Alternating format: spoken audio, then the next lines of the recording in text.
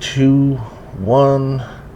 Here we go, guys. We are back once again with another podcast for you people. And, yes, we're going to have a good one here today. It's been a little while since we've had one of these bad boys. But we do what we can around here. Yeah. So it's all good. We ain't perfect, Cal. We all can't just, spend every waking minute doing podcasts. It would be fun, actually, to do a lot of them.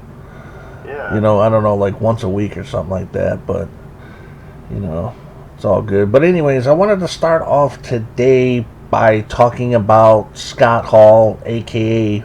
Razor Ramon. A.k.a. the bad guy. Yes. He's, well known in WWF in the early 90s and WCW in the mid 90s. Unfortunately, he has passed away in mid-March. At the age of 63. 63. That's crazy. He's only 20 years older than me. Yeah. And what is crazy is, I'm going to read over his Wikipedia on this, is how he died, which is really, man, a mind trip. It says here, on March of 2022, Hall was hospitalized after falling and breaking his hip. It says he had fallen and was immobile on the floor for days before being discovered by DDP during a wellness check. That's crazy.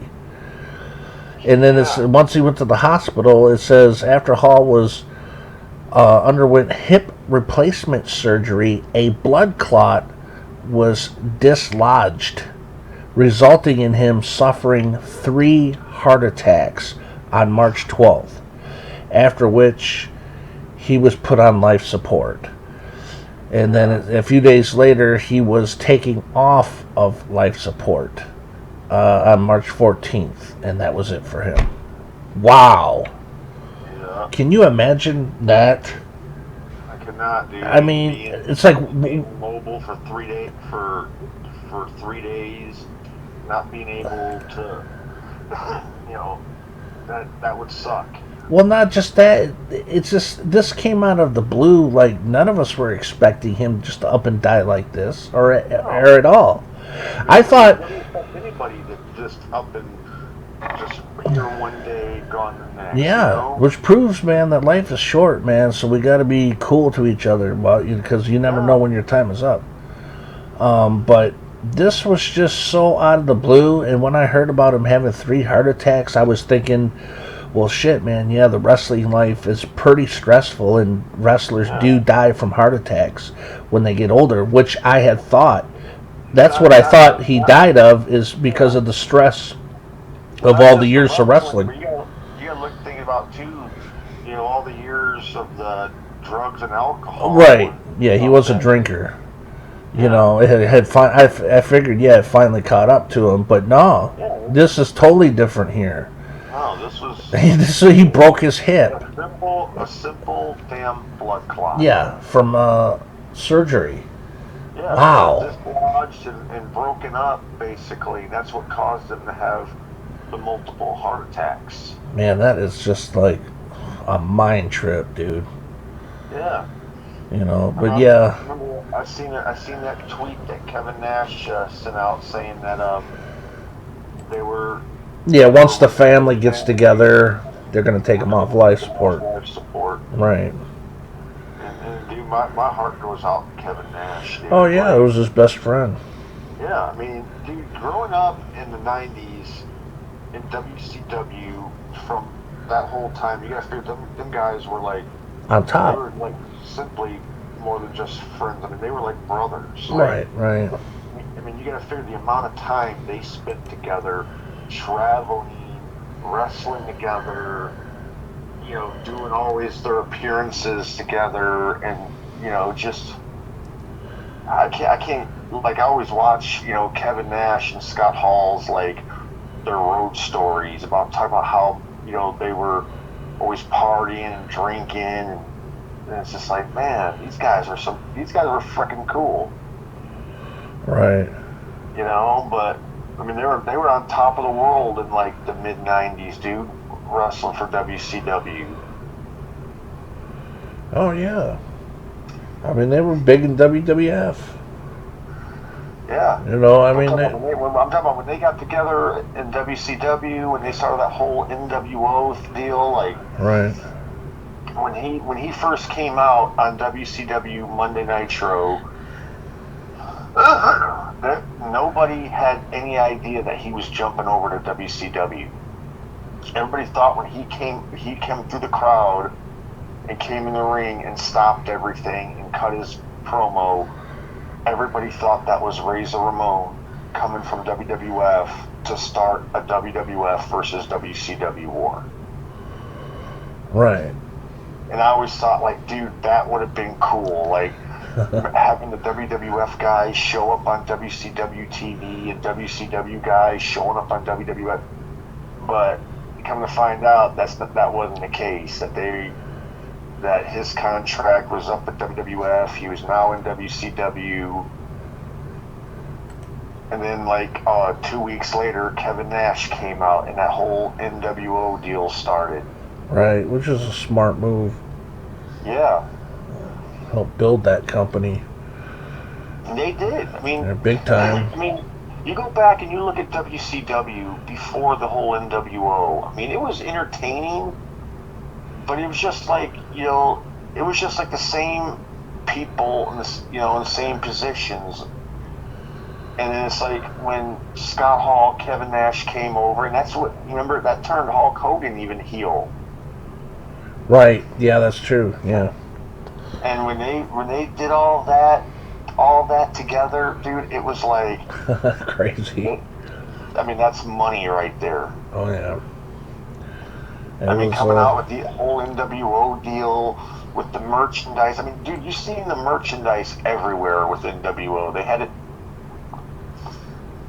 I even at one time had an NWO shirt. Yeah.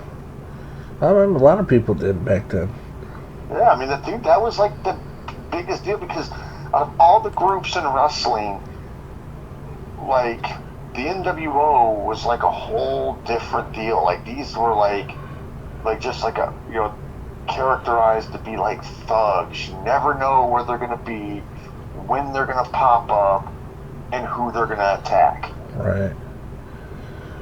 You know? Yeah, and they kept building bigger and bigger, adding new members and stuff. Yeah. And I mean, and not only that, but it gave a lot of guys who jumped over to the NWO a bigger, you know, name for themselves. Like, look at Marcus Bagwell. Yeah, Buff Bagwell. Before he joined NWO and became Buff Bagwell, he was simply Marcus Bagwell. Right.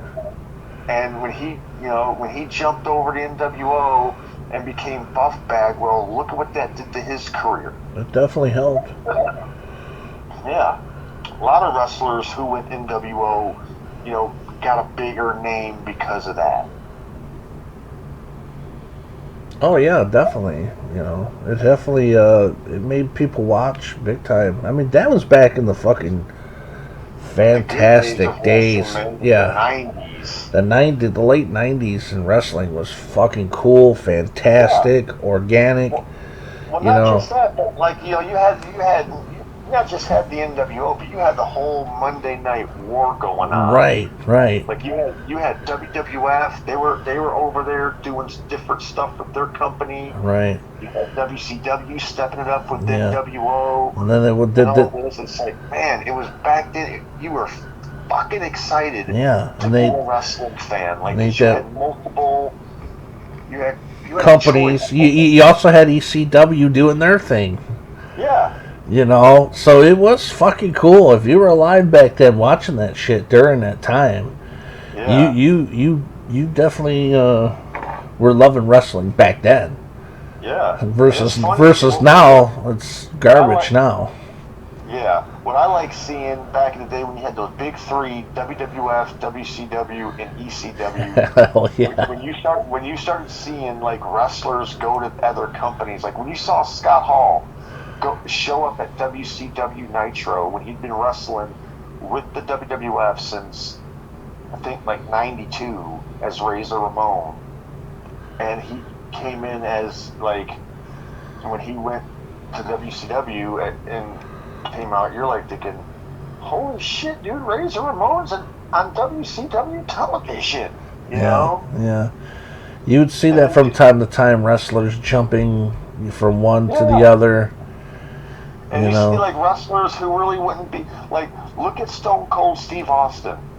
Yeah. Look how you could think about him back when he was in WCW. He was simply stunning Steve Austin. Yeah, and nobody really thought about him. Not on the level of Stone Cold. No, but look, when he left WCW, he went to ECW, and that's where the whole Stone Cold, like his promos started, right? Everything, and then when he went to WWF and became Stone Cold. Well, no, before that, wasn't he like the ringmaster or something like that? Yeah, he came in, had a stupid ass gimmick as the ringmaster, and then finally, you know, they got rid of him. They let him change his name to Stone Cold. Yeah, which is much better. Yeah, it's funny. He said his wife came up with that name. Yeah, based off of an HBO. Richard Kalinsky. He was like a Stone Cold killer for the mafia. No, they're saying that his wife, how the whole Stone Cold name fit was, he had a wife at the time that was British, right?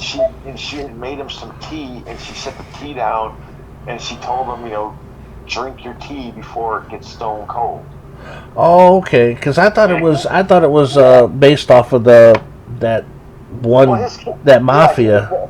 Well, he's saying that, you know, the name his wife gave, but his whole character, like the whole okay, gotcha. Stone Cold was based off of that guy. Right. Okay. Yeah, you're right. Okay, I got a little mixed up on that. They gave him like a list of shitty ass names they wanted to stick him with, and he was just like, "Oh God, damn! You know, I cannot go with any of these names. These names suck." And then, like you said, his wife came over, set a cup of tea down, and told him drink it before it gets stone cold. And when he started thinking about that, Stone Cold Steve Austin, that could work. Yeah, and it did. I mean, when that motherfucker took off, he really. Not only that, what helped him take off in WWF was his feud with Bret Hart. Right. Like once he started feuding with Bret, and they did the whole double turn at the damn WrestleMania in '97 when they turned Bret Hart heel and Stone Cold good guy. Like his character got over like $1 million. Yeah, and also with him having the feud with Vince McMahon, that was that really helped, you know, because once he had that match with Shawn Michaels, and Shawn Michaels was injured beforehand, and he had to leave. You know, Stone Cold was the guy that, you know, was the main guy, you know. Hell yeah. Dude, I still remember that WrestleMania when Stone Cold became WWF champion. And when I was just like, wow, like seeing him with the championship, I was like, wow, who'd ever thought? And I just remember thinking, like, who'd ever thought, stunning Steve Austin would be the WWF champion. Yeah. I wonder what Eric Bischoff thought of that after, you know, after seeing, you know, Stone Cold get big in WWF and thinking, oh, shit, you know. Well, not only that, too, not only look at Stone Cold, look at Mick Foley. Yeah, he was in WCW till like '94 as Cactus Jack, you know, doing tag team stuff, doing, you know, his rivalry with Vader and all that shit. You know, never really being a championship caliber, you know, wrestler there like what they want. But when he went to WWF and they repackaged him as Mankind, right? Look at how big his fucking career took off. Yeah, he became 3 characters. Yeah, dude, that was cool. I'll never forget that. The '98 Royal Rumble. They had Yeah. Mick Foley come out three different times as all three of his characters. Yeah, that's fucking started cool. He started off the Royal Rumble as Cactus Jack, fought for a while, got eliminated, and then like a couple minutes later, the buzzer goes off, and here he comes out as Mankind. And Yeah. it's like when you seen he got eliminated as Mankind, you only knew that, dude, he's gonna come back as Dude Love. Like, he's not gonna. Sure enough. Yeah. And I remember the Jerry Lawler and Jim Ross were going nuts every time he came out. Like, wait a minute, what? Something's going on here. He's already been eliminated. Yeah. I mean, yeah, those were the good days, man.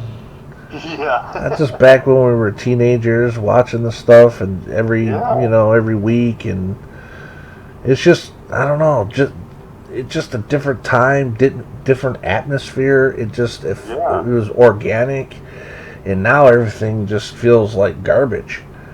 Yeah, it's like, I mean, I don't know.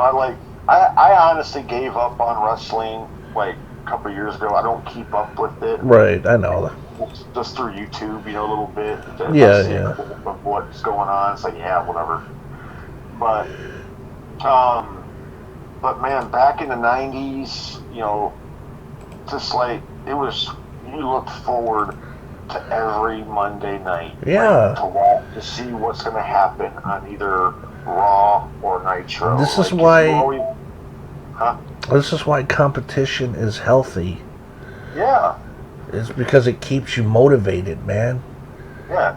Because, I mean, I would always watch it because I was always expecting, like, one of these days, like a WCW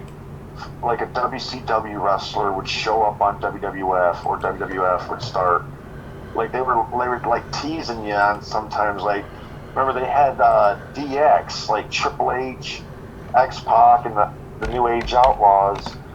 Like, we're in like a military jeep, and they showed up at an arena where WCW was being held at. Mm-hmm. And then they were like outside with microphones, like, saying, "Let us in," all this, and they even went down and tried to go through a door, and as they got to the door, they shut the door down and wouldn't let, these guys in. They wouldn't even, WCW didn't even acknowledge them being there.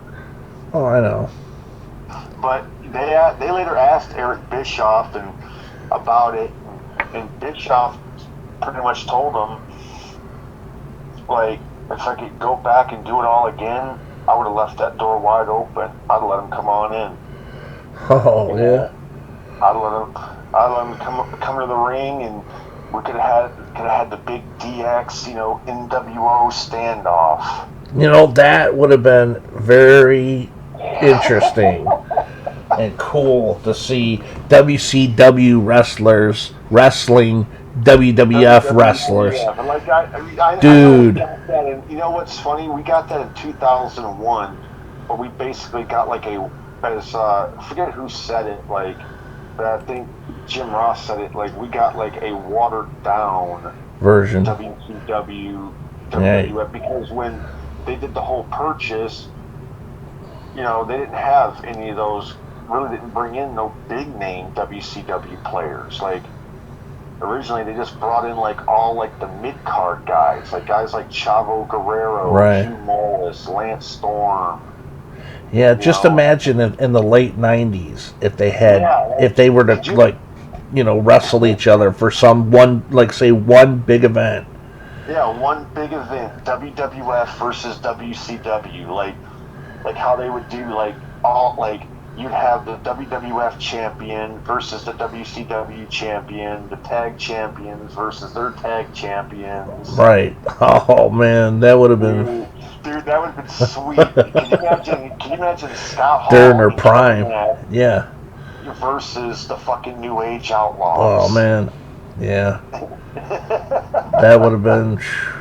I don't know, man. It would have been badass. Can you imagine Stone Cold Steve Austin in his prime, where he's really at his prime, against fucking Hollywood Hulk Hogan? Yeah. Oh man. Oh, I could have seen some of them WCW guys going up against fucking WWF guys. Oh yeah, back then, Yeah. one big event, and put that bitch on DVD. Man, would have sold like hotcakes. That show probably would have made a million if they would have did not just WWF and WCW. Like if they would have did, Yeah, bring in ECW guys too. With all three shows, Right. in one night. Like Right. have all the champions going at it. Have like the best of WCW versus the best of WCW versus the best of the WWF.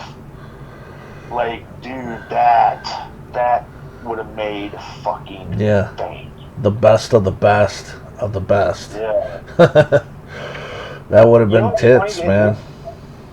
WCW tried to get all the the ECW wrestlers at one point. Like, remember in the late '90s, you had like all of the ECW guys pretty much were going to WCW, like Sabu, the Sandman, Raven. Like, but then it's funny, like they would all go to WCW for a bit, and then most of them turned around and went right back to ECW. Yeah. You notice that, like Sabu did that. Like he went to WCW for a few months, didn't like it because he wanted he liked his ECW style, Right. and He was better off in ECW anyways. yeah. And then like Sandman, like they brought him in. He worked a good while and had some good feuds but they never really did anything with him. And he asked to get let go, and next thing you know, he was right back in ECW with the good old Exit Light. Yeah, he was, like I said, some wrestlers are better off in their own, thing. Because, I mean, Sandman worked WCW and WWF, and he just, like, he wasn't the Sandman in there that you wanted to see. You wanted to see the fucking ECW Sandman. Right. It's just like New Jack. You can't really see New Jack in WWF or WCW how fucking crazy he was. Hey, as much as you could in ECW. And I think New Jack. I mean, if New Jack could have went and worked those companies, if he wouldn't have been such a fucking wild dog, right? He wouldn't have been doing that, beating up people for real and slicing people, right, and stabbing them and shit. Yeah, I think, they could have brought him to fucking WWF or WCW. Right, and I think he would have done a decent job, but I don't know. He fits ECW the best, I think. Yeah, like a lot of those guys were, like, look at Taz. Yeah. You go back and you look at Taz, when he was in ECW, you feared that motherfucker. Like you did not want to get in the ring with Taz, because Taz would suplex and choke the living shit out of you. Yeah, he's a big dude. And look what happened. They brought him to WWF. What'd they do? They made a joke out of him. Yeah. They put him in Tough Enough. Yeah, they brought him in, put him into a feud with Jerry Lawler, out of all people. Had him lose to Jerry Lawler, and then did some other angles, and then basically, got put on commentary. Yeah. So he wasn't, I don't know, wrestling a whole lot, just commentary. Yeah. It's like you never noticed that there was really never no ECW star besides like Mick Foley who would go on and be like, a main eventer in WWF. You're wrong about that. What about Rob Van Dam? Okay, yeah, Rob Van Dam. My bad. Forgot about that. Yeah. But I'm saying, like, you seen like guys, like all their top guys, like Raven, Tommy Dreamer, Terry Funk, Shane Douglas, all these guys who were big, you know, like world champions in ECW. Right. And then you see them like go to WCW or WWF and maybe become like Shane Douglas, who was, you know, totally became a star in ECW. He later went to WCW, and I think he held like he'd won the tag titles and like won like the TV title. Right. He never, or I think it was the United States title, but he never got to win like become like, you know, world champion caliber. Yeah. It's just like, man, you're taking the fucking big star from, you know, you go from being the man ECW to being basically a mid-card. I don't understand why a lot of wrestlers sometimes do that. Like, you see a lot of wrestlers do that, where there'll be a huge star in one company, and then they just leave that company, go to another company, and basically have to start their way back again as like a mid-carder. Yeah. You know what I mean? Yeah, absolutely. You know, but yeah, Rob Van Dam, he did good in both ECW and WWF, or I should say WWE, whatever. Yeah. Well, I don't care. You know, from in the '90s, you know, that's WWF. It's not WWE. Yeah, I know. To me, yeah, me too. To 02, 03, which right. I don't, you know. I always think of it as WWF. You know. Yeah, it is, because it was WWF. For fucking years and years. Yeah, all because the World Wildlife Foundation had to throw a fit about, no, we're WWF. Yeah. Like, no, bitch. I mean, that's so fucking stupid.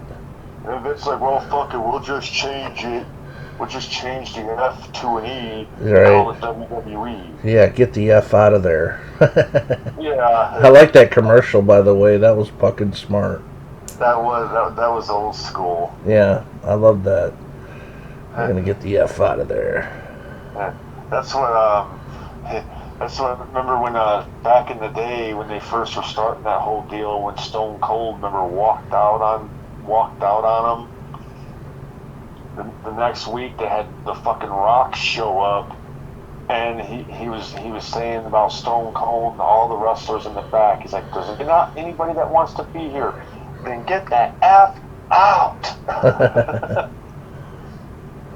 Yeah, they had some good commercials back in the day, man, if you think about it. Yeah. Oh, yeah, even the video game commercials were pretty good. You know, do you remember back in the early 90s, it was when they used to come out with the old WWF VHS tapes, like before the start of a pay-per-view or the start of the video, you get like the little ads, and they would show like Mean Gene Okerlund in a Toys R Us, and they just had like one big long aisle, and it was just nothing but WWF product. Like they had the wrestling buddies, the belts, the figures, cards, all kinds of shit, VHS tapes. Yeah, like, dude, go into Toys R Us in the early '90s and seeing just the stuff they had out for, you know, for wrestling, like the little Hasbro figures. Right. I remember back in the '80s dealing with those damn big rubber figures, and then like they got rid of those, and they finally brought in those little Hasbro figures, which were cool as hell. I wish I still had all the ones that I had. Yeah, they'd be worth money now. Yeah. You know, if you kept all that old school stuff. Yeah, but you know how it is, man. We kids, you know, we just lose. Lose shit left and right. I know. Or it gets damaged, you know. Yeah. Or you just simply, I don't know, in between moving. And stuff gets left behind. Like, you just, one day, just like, man, what the hell happened to all my I Hasbros? know, shit got left behind. Damn it. Yeah, that happened to me when I was a kid, dude. My we lived somewhere, and I used to have a big Hot Wheels cars collection. Like I had probably enough to fill up a trash bag,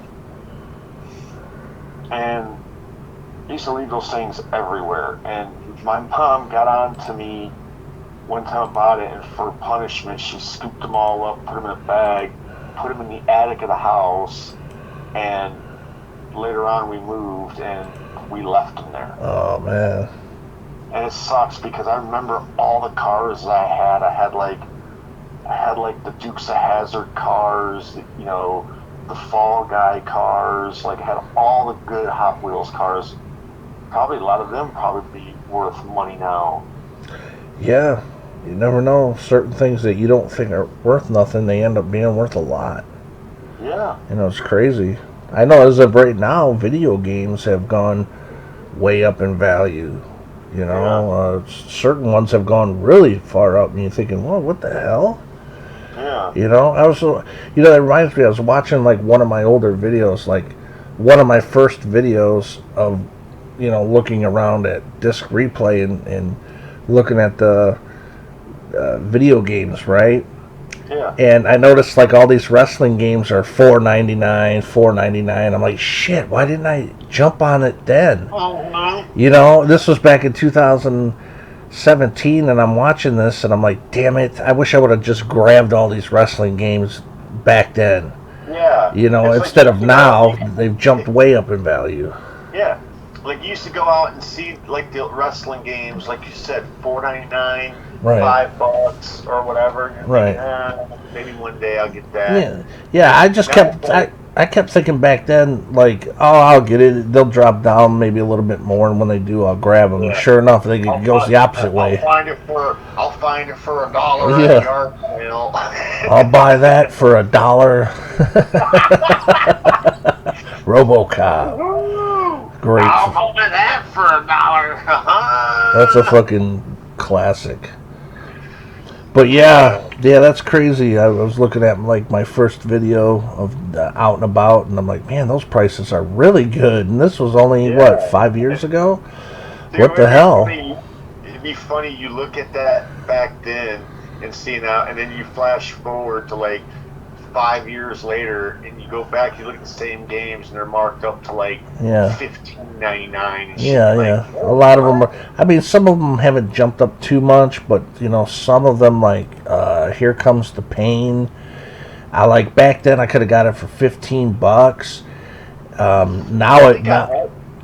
had one of the games I used to have that I used to play the shit out of back when I had the original PlayStation. Right. Was SmackDown 2 Know Your Role. SmackDown. Yes, that's old school. Yeah. Yeah, but I have that one. But Here Comes the Pain. I could have got it back in 2017 for $15, and now that game is like $40, something like that. You know, and it's just like, what the fuck, man? Hopefully, within the next few years, games will take a dive and go back down again. I know one thing, dude. I know DVDs, like as far as like movies go, like they have just gone horrible. Like you could take a box of some like newer movies out to the local flea market, right? And it's like nowadays people don't even want to give you more than $1 for them. Yeah, I know. That's the way it's been for a while. Well, you know what though? As far as being like, you know, I mean, when you're going out looking for movies, yeah, it's right now is a perfect time to go out and, you know, hunt for movies. You know, you can get them on the cheap. Yeah, but as far as if you're trying to sell them, you ain't gonna make no money off them. Yeah, you better try selling something else then. Because. But it's like, that's why it's like, damn, dude. It's like, I mean, it's great to be like, if you want to go out and buy movies right now, they're fucking cheap as hell. But if you're, like I said, if you're looking out there to sell them, yeah, you ain't gonna get shit for them. I think pawn shops only give you like, I think they're down to like giving you like 25 cents a movie. Yeah, that's pretty bad.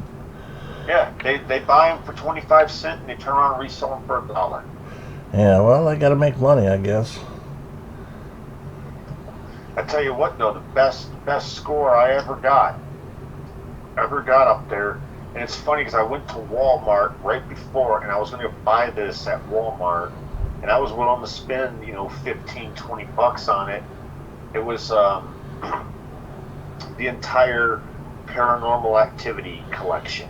Yeah. I think they had that at Walmart for like 15 bucks or some shit like that. All the films?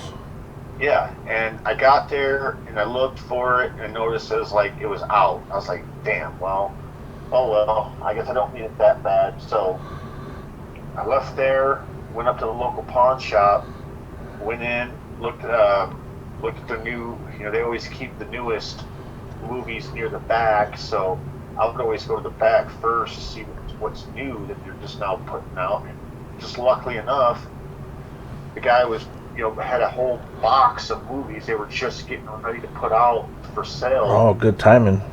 And they gave me first crack at it. Nice. And I started looking, and I shit you not, they had the entire Paranormal, that collection I was going to Walmart to get was in that box. So what'd you get it for? I got it for $1. Oh, you gotta be kidding me. Yeah, I mean, I didn't just say, because I didn't know if they were different on their collection. I even took it out and showed, the guy was like, is this count? I mean, being that it's a multi-pack, he's like, and I guess he looked on his thing, he's like, yeah, we only gave like 50 cents for it, so yeah, you can have it for $1. Nice. I was like, kick ass, That's a hell of a score. Yeah, and that set is still sitting in my DVD collection. Hey. Bad thing is, I've watched them all, but I've never watched that Ghost Dimension one yet. Yeah. I've only seen the first one. Didn't really care for it, so I never watched any of the rest. Yeah, I mean, the first one, near up the end was fucking freaky, but like the first half, found it pretty boring, but once all the crazy stuff happened, like, there's a scene where you can see the woman get pulled out of bed and drugged down the hallway by nothing, basically. Right. And it's like, I just found that creepy as hell. That's what they're going for. Yeah. And then they come out with the sequel. Part 2 was actually pretty good because they actually picked up on the craziness. Like, it didn't wait so long. It wasn't like a boring lead up like the first one. It was like a little bit, and then you start seeing night after night like little things like start happening. Like lights would go off. This would wind up here. This would wind up there. And it's just like, oh man, this shit's getting spooky. Right on. And I believe those made a lot of money at the theaters. Yeah, because it was different. I mean, you had your demonic movies out there, but you never had nothing like the fact they try to make it look so real by doing everything in like security cameras or handheld cameras. Stuff like that. You didn't see obviously like a camera crew like filming. Right on. And that's different. It's like how they did the Blair Witch Project. Yeah, I remember that being pretty big back in the day.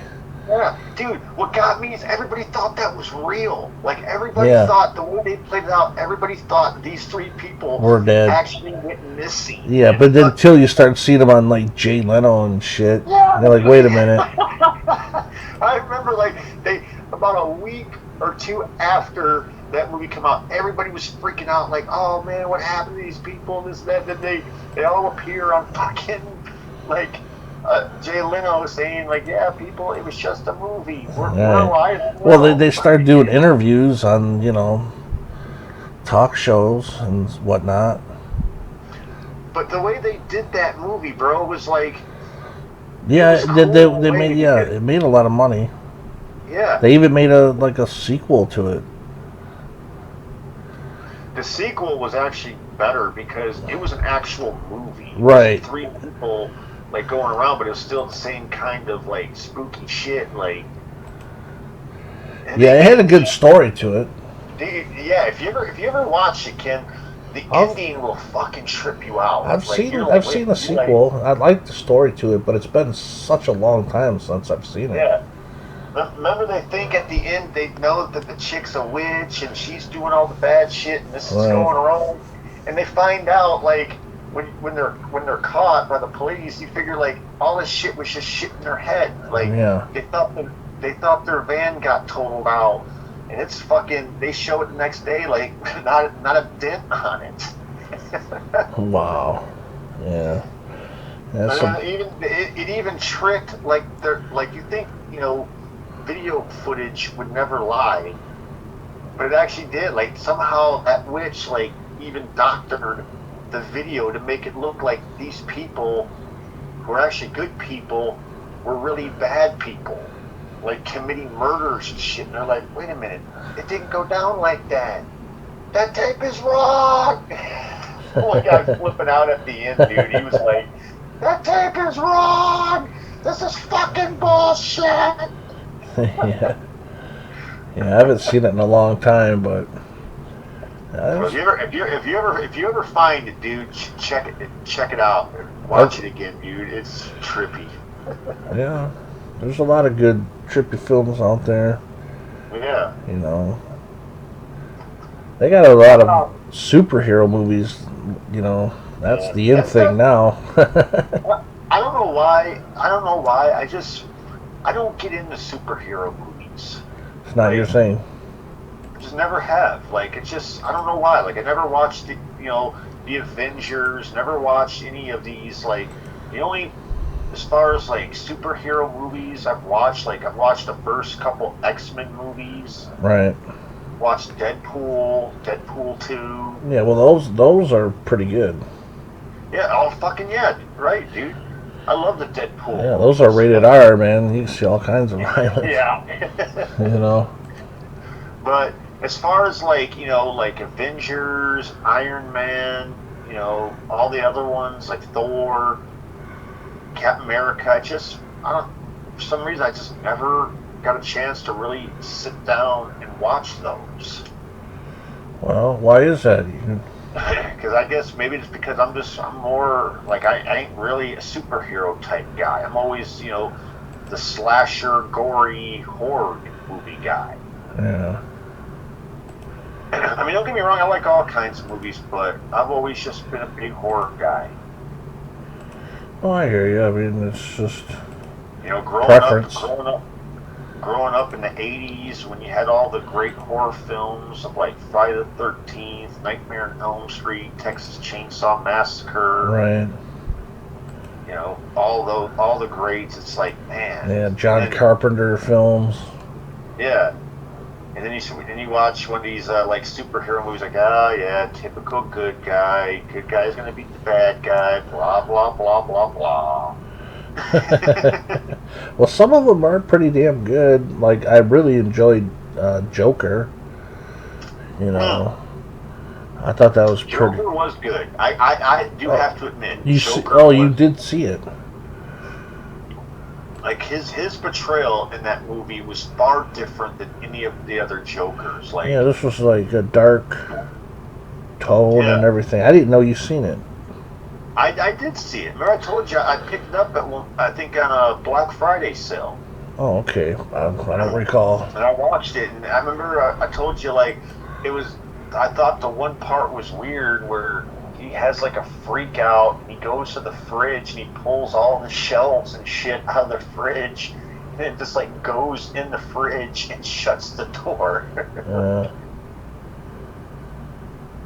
Good movie. I believe they're doing a sequel to that since it made a boatload of money at the box office. Like, I know you can say that Joker is just basically another, sequel to the Batman series. It's like an origin story for the Joker. Yeah. Well, I don't know if it's an well, I don't know what you call it, an origin story or whatever. It's just his own story for him. Yeah, but You see know? what was good about it? It was different. Like, All right. it wasn't just, it was showing what really made the Joker become Joker. Right. You know? You seen how all the bullshit he had to go through, always getting treated wrong by people, and just because he's different, just because he had that laughing problem, and Yeah. Yeah. It was well written and well directed. yeah, it was perfect. I love the ending of that too, where he's on top of the car or whatever, and just kind of dancing, and the crowd's, all like cheering for him and whatnot. I thought, man, that's pretty fucking cool and crazy. Yeah. And also, what looks pretty good is that Batman film called The Batman, which is like 3 hours long. I haven't seen it yet, but I'm gonna wait, obviously, till it hits, Blu-ray. I want to see that. Yeah. I'll probably wait till it hits Netflix. Oh yeah, or no, if it probably hit HBO Max. Yeah. Because it's a Warner Brothers. I believe Warner Brothers films hit HBO Max. Why can't this all go on one thing? I don't know. I don't know. I just think, man, like I said, they've made some good movies over the years, but like, man, you talk about movies, but nothing beats 80s movies. Well, 80s, 90s. Yeah, like we were just talking about earlier, that I'll buy that for $1 from RoboCop. Yeah, that was the late 80s. A fucking classic. Well, man. yeah, that's a classic 80s movie. It was so well written. And it was good. It kept you. There's a lot of movies out there where, you know, like, you always have that boring part in it. You're like, oh, come on, get past this, get back. You can't say that about RoboCop. Yeah. Like, from the very beginning to the very end, it's like, oh, man. Yeah, it's one of those films where, every scene is really well done. Yeah. And if it is like a typical, like, just somebody talking scene, it has to do with, what's going on. Like when you first meet, Peter Weller, when he's, he's doing a little scene with, his partner where he's flipping the gun, and he's telling him, like, he's like, yeah, my kid watched this cop show, DJ Laser, and this laser guy does this every time he takes down a bad guy. But you gotta look at that little subtle hint right there is how she knew later on that he was RoboCop. Yeah. You know that? Because you see him flip the gun, and then when she first saw him shooting the target, before he put his gun away, he was flipping the gun around. Okay. Yeah, it's been a while since I've watched RoboCop, so I have to... Yeah. Usually when I watch RoboCop, I watch certain parts on YouTube. Yeah, like the best part is when he's throwing the one main bad guy through all those damn windows. Yeah. Where he's breaking into that drug warehouse scene. That was fucking great. Yeah. And he's throwing him through so many windows, the guy's just basically like coming clean. He's like, don't you get it? I work for Dick Jones. Dick Jones! Yeah. He didn't give a shit. He just kept throwing them through these windows. Yeah. And then when he takes him to the cop station, he's like, book him. What's the charge? He's the cop killer. Yeah. If you look at that, like, Mexican cop that was standing next to him, he gets this look on his fucking face like, I want to kill this motherfucker. I'm like, damn, that's good. Yeah. That's good when you got all the actors kind of like in their fucking zone like that. They're like looking at him like, what the fuck? And then when the guy pulls out the form, the guy just spits blood on it like, like, just give me my fucking phone call. Yeah, that's some good stuff, man. I'm gonna have to watch that again. That is. That's classic, man. The first one is great. The second one wasn't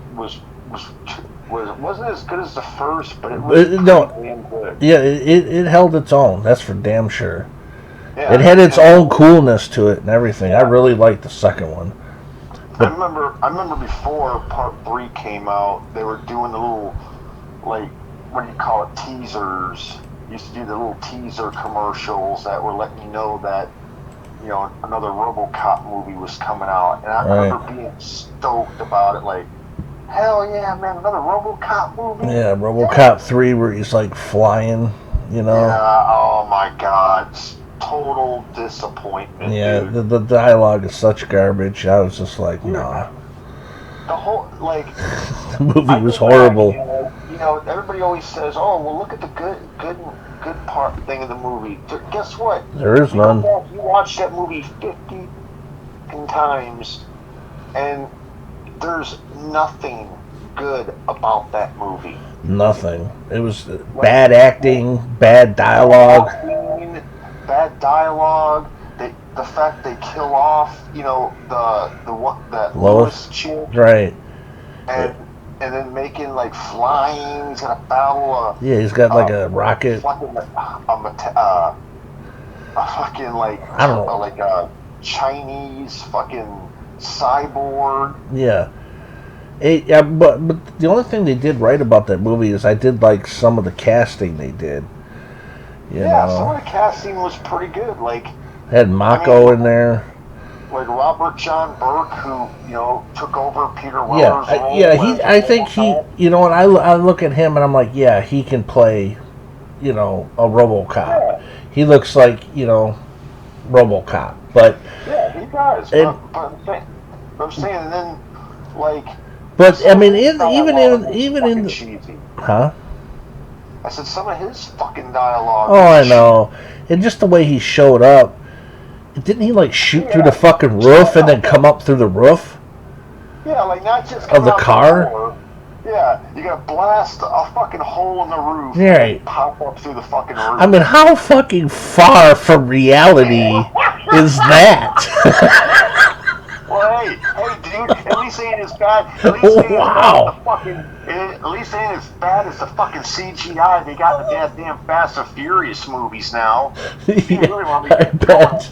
That bullshit. Yeah, but I just like, wow. You know what I mean? Like, you can't just get out of the fucking car. Yeah, you have to shoot through the fucking roof of the car. I bet you, dude. I bet you the fucking writers of that movie were probably thinking, oh man, we can't just have RoboCop just come flying up in a car and bail out and save the day. What can we do to make this so special? Let's destroy. There's a bridge right there. We can have the car come off the bridge, land, and then we'll just have him with a big ass gun blow a hole through the roof and then pop up through the roof. Yeah. I believe he had like a machine gun and he was shot like a circle and came through it. I'm just thinking, like, wow. Like, is that even necessary? Top on that one? I mean, talk about like so far from reality. It's like crazy. What about his dialogue? He was like, "No loitering." Yeah. It's just crazy. The worst dialogue of that whole fucking movie was the little girl plugging her computer thing into that Ed 209 and having it say, "I'm as loyal as a puppy." Yeah, come on. Whoever wrote that fucking shit should have been fired. You don't take a good franchise and fucking piss on it like that, dude. I'm sorry. I mean, straight up, no bullshit. Like, with that third movie, they basically shit on 1 and 2. Yeah. Like, how can you do that? Like, how can you make 1 and 2 so fucking great? I don't know. And then you come out with part 3, and it's just garbage. It's horrible. I'm gonna guess the producers must have put it in their stupid fucking minds. Oh, we can hire, you know, these low-level writers and make money on this shit. And, you know, it's like, nah, dude, you guys fucked up. I mean, the first. Oh man, dude, if we do this, we might think this is cool. This might be you know, we can't just do the regular stuff they did in 1 and 2. We gotta fucking change it all up. I mean, the first film was so good that Arnold Schwarzenegger wanted that director to direct Total Recall, which he did. And on top of that, the RoboCop is so good that they made video games. I remember on that. Dude. on that for the NES and the arcade and whatnot. You know. I got the Nintendo game for Easter one year. Yeah, I have the game. I remember I wanted the game. I got up Easter Sunday, went out there, had my little Easter basket, and right on top of that was the RoboCop game. I didn't even care about the candy, bro. I just want that game. Ran right into the living room, ripped the package open, put it in the damn Nintendo, and fucking sat on that thing all day. I enjoyed that game until my brother ruined it for me by I guess I forgot where he got it from or how he got it, but he somehow punched in a code. Like if you mash some buttons on the controller different ways, right? You could go right to the last board, fight the last bad guy, and have infinite ammo and infinite life. Right. Yeah, good old codes. Once I learned that, like, and I seen the ending, I was like, okay, well that just ruined the whole game for me. I don't want to play this game anymore. Yeah, but the fact being that the first one was so good that you got all these great video games, and I mean, they even had RoboCop. RoboCop even showed up at WCW. Oh yeah, that's true. That's true. I mean, even though all he did was come out to the ring and rip the door off, he didn't strike anybody or really do much at anything. He just ripped the gate off a cage to get the one guy out. And they also did a remake, which, I mean, they can remake RoboCop all they want. It's never going to be as good as the original. No. And not only, I mean, I like the remake of RoboCop because they made it so different. Like, they made it different to where... Yeah, well, he had a black suit. Yeah, well, not just that, but in this movie, like, his wife and son knew that he was RoboCop. Yeah. I thought the film was alright. Definitely better than the third film, but it's not going to never beat the first. No, nothing like you said. They can make 20 RoboCops remakes, and not one of them will ever be as good as the original. Agreed. There's just something about the original. It was so well done that. How about when they executed Peter Weller in RoboCop, dude? Like, oh yeah, that was a hell of a scene. How old those bad guys were after they shot the shit out of them with shotguns. Yeah. Clarence just walks up, pulls out his gun, is like, "All right, okay, hit fun's over," and boom, he just capped him in the fucking head. I liked before that where he said something like, "You don't like me, do you?" or something like that. Oh yeah. He's like, "You probably don't think I'm a very nice guy." Yeah, he's like, "Buddy, I think you're slime." As all his guys start laughing, like, "You see, I got this problem. Cops don't like me, right? So I don't like cops." He starts fucking going up and down with his shotgun, like, boom, and fucking blows his hand off. Yeah, that was in the unrated version. You really get to see that graphic. Yeah, I mean, you see his hand, like his whole hand up to his wrist, like just completely explode. Yeah, it's crazy. And what about what he said after he shoots him? He tells him, "We'll give the man a hand." Yeah, I mean, those guys are crazy. Yeah, and as he's trying to get up and like he's trying to hold, what's left of his arm, right. He's trying to walk away, and they're telling him "All right, here we go, man." It's like, "Hey, turn around, man," and like, "Hey, pretty boy, look over here." And he turns around, and they just start fucking just firing on him. Yeah, unloading on him. Not even that bulletproof vest could really save his ass. Yeah, but they really fucked him up. If it wasn't for that vest, he would have been dead by the first shot or two. He would have took all those damn. Oh yeah, like that. They really dead by the first. Yeah, they really fucked him up. What about in the unrated version? They actually had an extra dialogue line from the one guy that's not in the original, where he's like looking at Peter Weller, and he turns and says something to Clarence, like, it's like, "Hey Clarence, he's still alive." Yeah, that's crazy. Fantastic film, and But hey, we're rolling up on the hour mark here, so I figured let's wrap this bad boy up. Another hour, man. Come on, we can do it. Yeah, let's do another hour. No, I'd like to, go for about an hour, and that's about it. Yeah, we It's don't all want good. to. We don't want to bore people Yeah. watching this for longer than an hour. And hey, if we bored you out, we bored people watching this. Sorry, man. It's all bad. good. Our bad. But yeah, we're gonna go ahead and wrap this one up. But I want to leave on the note of saying, rest in peace, Scott Hall. You were a great, well-known wrestler. If I had a toothpick and the camera was on me right now, I'd take the toothpick and go, say goodnight to the bad guy. Yeah. Good character. Yes, sir. He was, like I said, he'll be a legend in my book, man. Yep. Like, And missed by many. Wrestler, fantastic person. Oh yeah, I wish I would have met him. Maybe would have been cool to meet him at a Comic-Con. Well, we did get to meet his best friend at the Comic-Con, Kevin Nash, back in 2009. Yeah. So yeah, it was good times. Good times. Yeah. Like you said, it'd been cool. Like, they were both there. Really cool to meet both of them at the same time. Yeah, that would have been excellent.